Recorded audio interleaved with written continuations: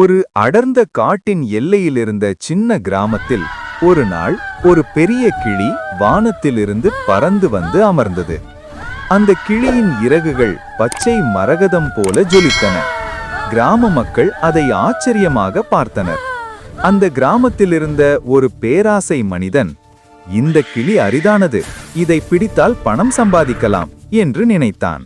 அவன் மெதுவாக வலை போட்டான். கவனிக்காமல் இருந்த கிளி வலையில் சிக்கியது. அவன் கிளியை ஒரு இருண்ட கூண்டில் பூட்டி வைத்தான்.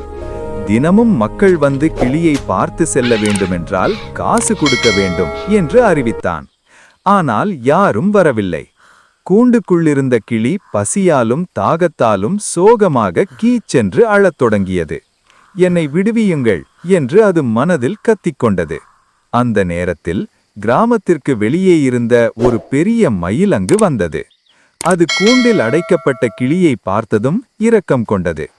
நீ கவலைப்படாதே நண்பா, நான் உன்னை காப்பாற்றுவேன் என்றது மயில்.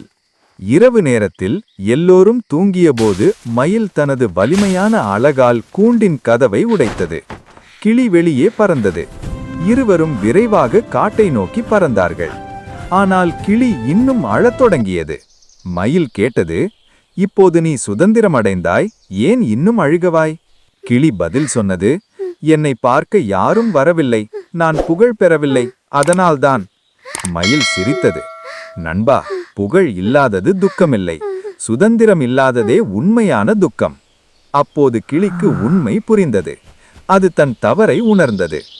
நீதி: புகழும் பணமும் தற்காலிகம், சுதந்திரமும் மன அமைதியும் தான் வாழ்க்கையின் உண்மையான செல்வம்.